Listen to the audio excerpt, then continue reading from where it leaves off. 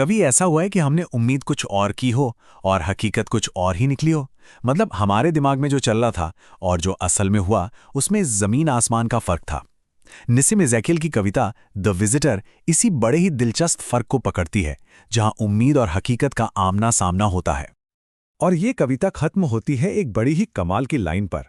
सोचिए, एक ऐसी मुलाकात हुई जिसके बारे में कहा जा रहा है कि उनकी बातचीत से ज्यादा दम तो उनकी सिगरेट से निकलने वाले धुएं में था।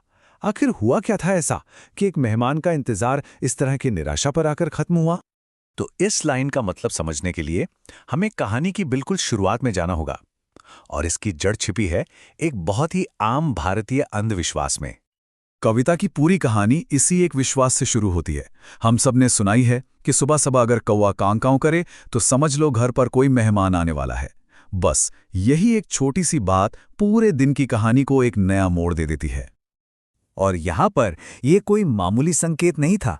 कौवे ने एक बार नहीं बल्कि 3 बार कांव कांव की, मतलब बात पक्की थी और इसने कवि का पूरा ध्यान अपनी तरफ खींच लिया।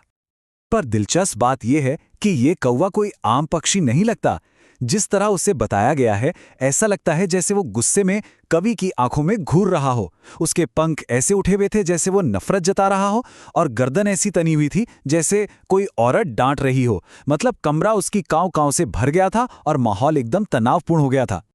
तो संदेश तो मिल गया। अब शुरू होता है इंतजार का दौर।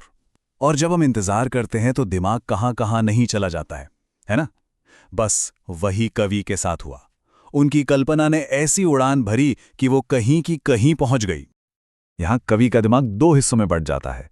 वो सोचने लगते हैं कि जो आने वाला है वो कोई मामूली इंसान हो ही नहीं सकता। या तो वो इंसान के भेष में कोई फरिश्ता होगा, कोई देवदूत, या फिर ठीक इसका उल्टा, कोई शैतान होगा जो किसी अनजान रूप में आ रहा है। वो सोचने लगते हैं कि कहीं ये मेहमान उनकी कोई परीक्षा लेने तो नहीं आ रहा?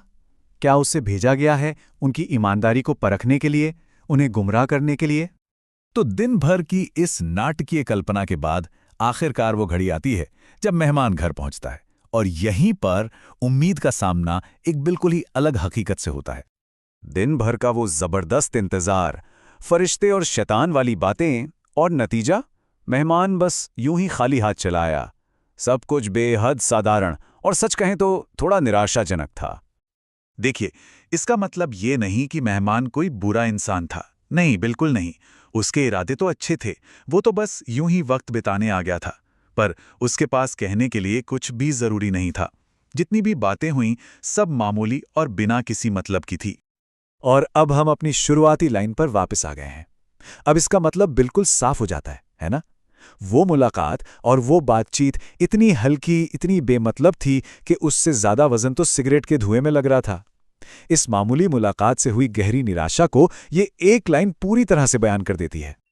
लेकिन कभी-कभी ऐसी ही निराशा से हमें कोई बड़ी सच्चाई समझ आती है। कवि को भी यहां एक बहुत गहरा एहसास होता है। उन्हें समझ आता है कि असली चमत्कार और महत्व असल में छिपा कहां है। कवि को ये एहसास होता है कि वो जिस फरिश्ते या शैतान का इंतजार कर रहे थे, वो जो पूरी नाटकीय घटना थी, वो असल में बाहर नहीं बल्कि उन्हीं के मन के अंदर घट रही थी। चमत्कार बाहर की दुनिया में नहीं होते, वो हमारे दिमाग के अंदर होते हैं। ये कविता उम्मीदों से भरी हमारी अंदर की दुनिया और बाहर की आम सी साधारण हकीकत के बीच का फर्क दिखाती है। जो कुछ भी रोमांचक था, वो सब मन के अंदर था। कविता इस सोच को रोजमर्रा की चीजों से जोड़ती है, जैसे कालीन पर बुना हुआ कोई डिजाइन हो, या स्त्री पुरुष के रिश्तों में आने वाले बदलाव हों, या फिर मौसम का बदलना। ये चीजें बस वैसी ही हैं जैसी वो दिखती हैं। इनके पीछे कोई छिपा हुआ गहरा मतलब या चमत्कार नहीं है। और शायद यही सवाल ये कविता हमारे लिए छोड़ जाती है। कभी सोचा है कि कितनी बार किसी चीज का इंतजार उस चीज के मिल जाने से ज्यादा यादगार और रोमांचक बन जाता है? शायद असली घटना वो नहीं है जो होती है, बल्कि वो है जो हमारे दिमाग में उसके होने से पहले होती है।